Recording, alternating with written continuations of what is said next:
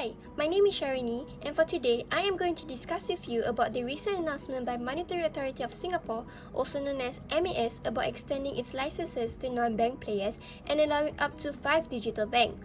On 28 June 2019, at the 46th annual dinner of the Association Banks in Singapore at the Raffles City Convention Centre, Senior Minister Mr. Tharman said that the new digital bank license marked the next chapter in Singapore banking liberalisation journey and ensure that Singapore banking sector continues to be resilient, competitive and vibrant. We must take advantage of these opportunities that digital finance bring and not be overtaken by the new wave of changes taking place globally. We must allow for greater competition and spur greater innovation in finance, said Mr. Tharman. So here's the question. What is digital banking? A digital-only bank provides all its facilities online and through mobile or tablet application, so they do not typically need physical branches. They also offer services using automated processes and real-time updates. The 5 new digital banking license is made up of 2 full bank licenses that provide a wide range of financial services and allow deposits to be taken from retail customers, and 3 digital wholesale licenses for online banks that cater to small and medium-sized enterprises and other non-retail segments. For digital wholesale bank license, this license is open up to all companies. It is stated that the applicant for this license must be headquartered in Singapore and controlled by Singaporeans. Foreign companies that want to apply must form a joint venture with a Singapore company. MAS will evaluate the applicants based on value proposition by the applicants, their assessments on the applicant's ability to manage a prudent and sustainable business as well as growth prospect and other contribution to Singapore. MAS also specified that applicants must provide financial projections that shows a path towards profitability within 5 years. Companies like Grab, Razer, Singtel has shown interest in the license and are open to exploring the feasibility of entering the digital banking market. The digital full bank will be subjected to restriction, but it will gradually lose as the digital bank demonstrates its ability to manage risk and run operations robustly.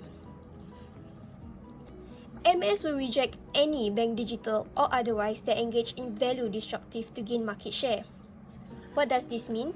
Value destructive competition means that when an established sector that has a lot of value is replaced and loses value. Example is when the entry and popularity of ride-hailing destroy the value of taxi industry. The implication here is that MAS will focus on companies that add value into the existing ecosystem rather than disrupt them. Why? This is because MAS does not want to compromise the anchoring position of local bank, which holds significant market share overall. The main goal is to keep systemic balance in check.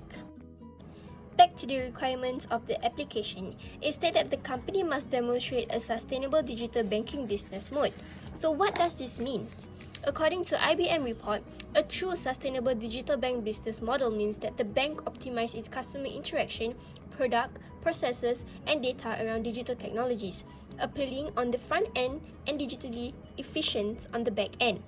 Usage of mobile and digital technologies is used to lower the cost to serve, and these technologies are also used to enhance higher touch service. If a digital bank does not possess a sustainable digital banking business model, it might not be appealing on the front end and digitally inefficient on the back end.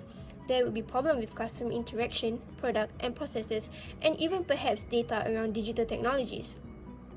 So what is MAS trying to solve by issuing this license, and how does this move solve the problem? MAS decisions to issue the license come after Hong Kong Monetary Authority granted no more than 8 virtual bank licenses to fintech giants. The move from regulators in Singapore and Hong Kong are part of a broader shifting trend where more and more people in Asia are turning to online banking services. By issuing digital banking license, it helps to solve the following problem. Number 1, to reduce costs. Banks are under pressure to reduce their costs to remain competitive. If you don't make the switch to digital banking, you must, for example, continue to invest in expensive legacy hardware and software to keep this system up to date. Number 2, to increase revenue. Established banks don't have a 360-degree view of their customer. They lack intelligent systems to gather customer intelligence and help them become more customer-centric. Poor customer experience might lead to a lower market share. Number 3, to attract and retain customers and stay ahead of the competition. Fintech and other newcomers have shaken up the bank landscape. As a result, the demand for improved customer experience and personalized service grows, and the product and services established banks are more expensive. Digital banking enables you to improve customer experience and lower costs, which is needed to stay ahead of the pack. Number 4, to remain compliant with new legislations. A greater effort by the established bank is needed to remain compliant. Legislation such as PSD2 and GDPR means that the threat of financially penalties. Legacy systems make embracing these legislations difficult, reducing the returns on the expenditure. This leads to banks seeing legislation in purely compliance terms and missing the opportunities that it brings. Lastly, number 5, to explore the benefit of new technologies. New technologies such as data analytics, open APIs, blockchains, and cognitive banking are predicted to impact banking business model. However, legacy systems limits the ability of bank to react quickly to this development. You need full digitalizations to explore the benefit of this technology and future-proof your bank. So what is the advantages and disadvantages of digital banking? For advantages, since methods of banking have become more digitalized, there is a huge focus on creating a more efficient service for customers, producing more methods of advancement in a more user-friendly front-end service. Through digital banking, paying bills online is done much easier since all your information is tracked through your banking application and payment is a click of a button. It also allows being able to access account history and transaction anywhere, making protection incredibly easy and having access to regularly check your account in order to prevent fraudulent charges. As for disadvantages, security is a huge concern. There is no assurance of safety. All websites are liable to cybersecurity threats in many areas. This is one of the biggest disadvantages for digital banking. Another huge factor is site disruption. Technical glitches can result in many customers' dissatisfied problems.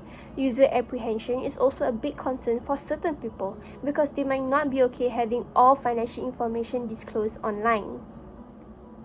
In conclusion, I believe it is the right decision to enter into the digital banking market, especially with fintech being the hottest trend in the finance sector. With Singapore being the strongest financial hub in Southeast Asia, we are expected to be better than the rest.